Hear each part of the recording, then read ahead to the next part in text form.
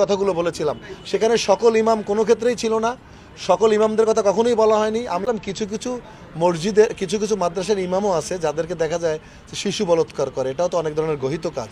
সেইটাকে কিছু কিছু না লাগিয়ে সেটাকে সব ইমামদের সম্পর্কে বলে কোথার থেকে শালা শব্দ এনে এগুলাকে যে এডিট করছে পেজ, সেটার আমি আসলে আইনগত ব্যবস্থা নিচ্ছি। এবং আসসালামু আলাইকুম guys, this is Shahsud Banu, welcome to mother video. কেমন আছেন সবাই? আশা করি সবাই ভালো আছেন। সো আজকে যে বিষয় নিয়ে কথা বলবো তা অলরেডি থাম্বনেল আর টাইটেল দেখে বুঝতে পেরেছেন। এই বলদাকে নিয়ে আজকে কথা বলবো, বলদ জায়েদ খানকে নিয়ে আজকে কথা বলবো, যে কিনা চরম মাত্রায় চলে গেছে, সমাজটাকে কতটা উচ্ছৃঙ্খল করে ফেলতেছে সেটা তো অলরেডি আপনারা সবাই জানেন। কিন্তু লাস্ট পর্যন্ত এখন এসে ইমামদের পিছনে লেগেছে।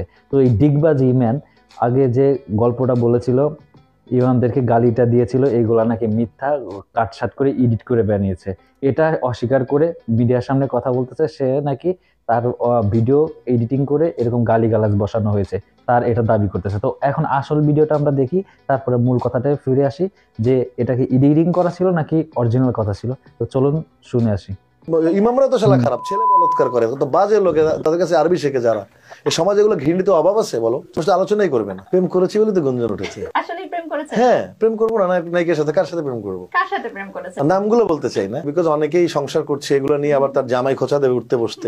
এই ছিল হইতেছে অরিজিনাল ভিডিও। তো আমি যতদিন ধরে কাজ করি, এই এডিটিং কাজ যতদিন ধরে আমি করি, আমার অভিজ্ঞতা থেকে আমি বলতেছি এইখানে কোনো বিন্দু পরিমাণ কোনো রকম কোনো এডিটিং করা হয় নাই। সে অরিজিনালি সরাসরি ইমামদেরকে গালি দিয়ে কথা বলছে, যা অলরেডি আপনারাও নিজেরাও বুঝতে পেরেছেন।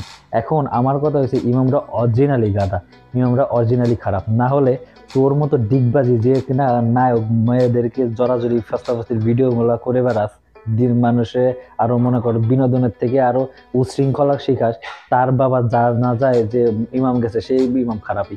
ইমাম তো খারাপই, তোর মার জানা যায় যে ইমাম খারাপ হয়েছে, না হইলে পারে এতটা খারাপ হইতো না। তো গাইস, পরবর্তী ভিডিও পেতে অবশ্যই এই চ্যানেলটি সাবস্ক্রাইব করে রাখুন এবং ওর নোংরামি যত আছে সবগুলো ফাঁস করবো এই চ্যানেলে। আপনারা ভিডিওটি ভালো লাগে লাইক আর কমেন্ট করে দেন, আর ওর সম্পর্কে বিস্তারিত বলে যান, আর চ্যানেলটি সাবস্ক্রাইব করে দেন। ধন্যবাদ সবাইকে।